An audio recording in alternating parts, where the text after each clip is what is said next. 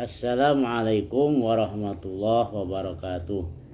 Teman-teman online yang dirahmati Allah Subhanahu wa taala, mari kita lengkapi hasanah pengetahuan kita mengenai faidah-faidah yang bisa kita raih dari melaksanakan ibadah puasa.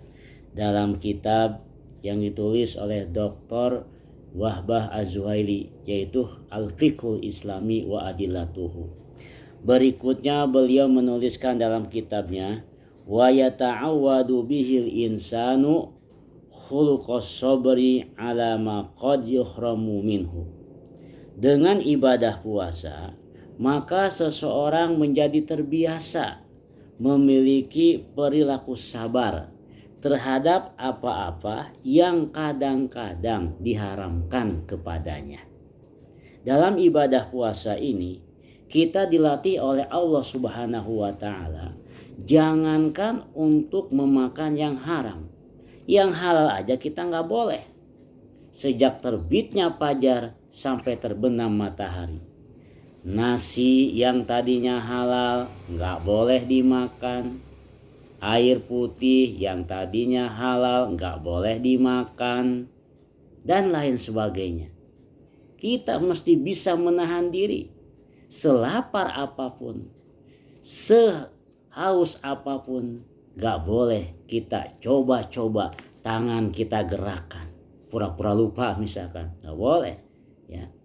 Gelas kita ambil, kulkas kita buka, gak boleh itu ya. Bagaimana kita bisa menahan keinginan, bisa menahan hawa nafsu? Sabar, hawa nafsu, sabar, tenang ya. Ini tidak akan lama. Nanti terbenam matahari, boleh kita kembali makan yang halal dan minum yang halal. Inilah latihan kesabaran dalam hidup kita, untuk tidak coba-coba selama hidup ini mau berbuat, melakukan hal-hal yang diharamkan Allah Subhanahu wa taala.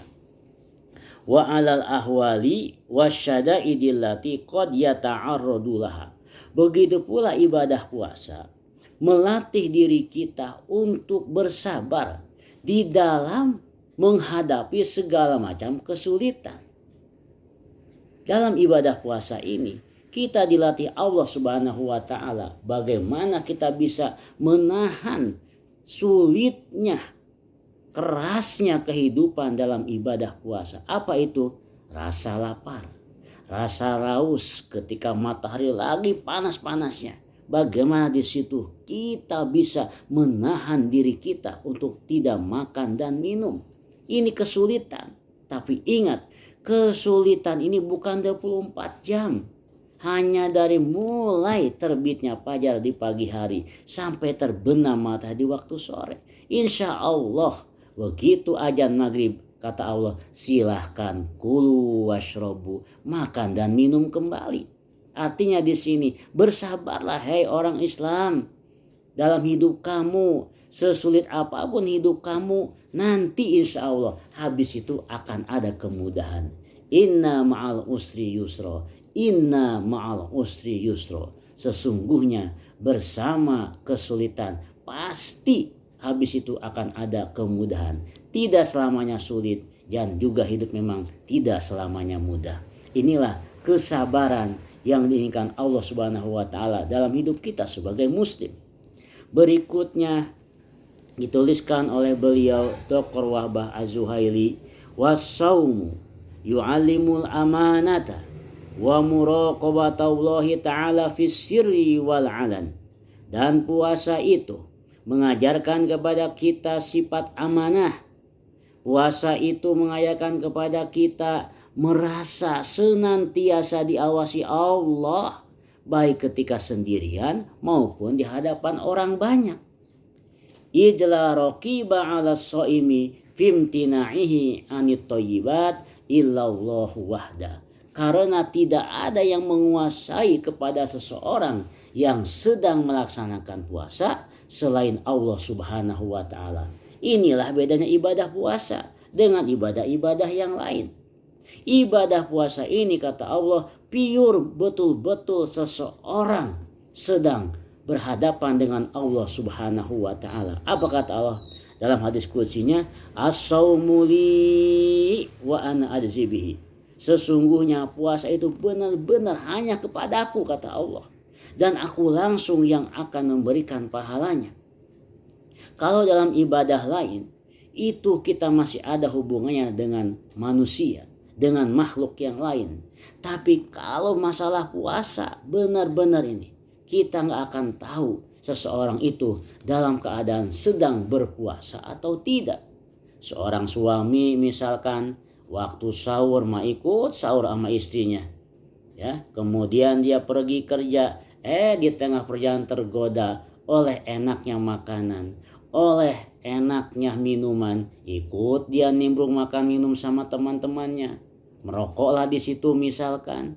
Pulang ke rumah pura-pura lapar, pura-pura haus, nanya sama istrinya, sekarang kita buka dengan apa? Seperti lahap dia makan kayak orang kelaparan. Gak ada yang tahu di sini bahwa kita sedang berbohong terhadap diri kita sendiri. Tapi ingat di situ kita membohongi Allah Subhanahu wa taala, padahal Allah tidak bisa dibohongi. Inilah ibadah puasa, gak ada yang tahu. Nah, ketika seorang muslim dalam ibadah puasa, dia merasa bahwa Allah sedang mengawasinya. Tidak ada pengawasan yang paling ketat selain dari pengawasan Allah. Memang CCTV ada, tapi CCTV masih banyak lemahnya. CCTV banyak sekarang di mana-mana, tetap saja kriminalitas begitu banyak. Tapi ingat, CCTV yang paling canggih dan ampuh adalah penglihatan Allah Subhanahu wa taala. Inilah yang diinginkan Allah Subhanahu wa taala, agar seorang muslim dalam setiap waktunya, dimanapun kapanpun dia berada, dia harus yakin Allah itu melihat dia. Sekalipun dia di lubang semut, kata Allah, Allah maha melihat, Allah maha mengetahui apa yang kita lakukan. Jika kita sudah terpatri dalam diri kita, dalam hati kita, keyakinan Allah selalu melihat kita, insya Allah itu akan melahirkan sifat yang amanah. Itu akan melahirkan sifat bahwa Allah memang betul-betul melihat kita. Maka jadilah kehidupan ini menjadi damai. Seorang istri akan percaya kepada suaminya, suami akan percaya kepada istrinya, seorang murid akan percaya kepada gurunya, guru percaya kepada muridnya, atasan percaya kepada bawahan, bawahan percaya kepada, semua saling percaya. Presiden, menteri semua percaya kepada rakyatnya. Saling kepercayaan terjadi manakala amanah dan muraqabah ini terpatri dalam diri seorang muslim. Insya Allah Indonesia bakal menjadi negara gemaripah loh jinawi, aman dan tentram. Berikutnya adalah as-saumu yuqawwil iradah wa yusa'idu ala sofaiz zihni. Puasa itu menguatkan keinginan, menguatkan motivasi, dan juga memberikan kekuatan untuk apa? Kejernihan pikiran. Karena ketika kita puasa, perut kita sedang lapar. Ketika lapar itu, maka akan muncul pemikiran yang jernih, pemikiran yang bersih. Apa kata Luqman kepada anaknya? Ya bunayya, wahai anakku, Izam tala'atil ma'idah, apabila perutmu itu lagi kenyang, banyak makanan, namatil fikratu, pikiranmu akan tertidur. Wa kharasatil hikmatu, kemudian juga hikmah, ya, ilmu-ilmu yang terpatri di dalam akal juga akan terbelenggu. Wa qa'idatil a'dha 'anil ibadah, anggota tubuh ini pun akan merasa malas, berat untuk melaksanakan ibadah. Inilah kalau perut terlalu kenyang. Maka di sini Islam menginginkan kepada kita, jangan terlalu kenyang, jangan terlalu lapar. Ibadah puasa inilah yang mendidik kita untuk mau mengolah perut ini, agar betul-betul berdampak positif kepada pikiran, berdampak positif kepada jiwa dan raga kita, sehingga muncul menjadi orang-orang yang penuh dengan kebaikan. Berikutnya teman-teman sekalian, faidahnya adalah as-saumu yu'allimun nizama wal indibad. Puasa itu mengajari kita untuk berdisiplin. Di dalam ibadah puasa ini kita disiplinkan oleh Allah Subhanahu wa taala. Allah langsung yang memberikan aturan-aturan mainnya. Hei umat Islam, berpuasalah selama sebulan penuh, jangan makan, jangan minum sejak pagi sampai sore. Jadi makanya diatur. Makanya diatur di waktu sahur, jangan habis subuh. Makanya diatur sehabis maghrib. Itulah terus 30 hari. Kita juga diatur untuk mau taraweh di siang hari, nggak mungkin kan? Pasti malam taraweh itu. Nggak ada tuh taraweh di siang hari. Disiplin ini namanya. 30 hari masa nggak cukup pada Allah. Disiplinlah kalian dalam hidup.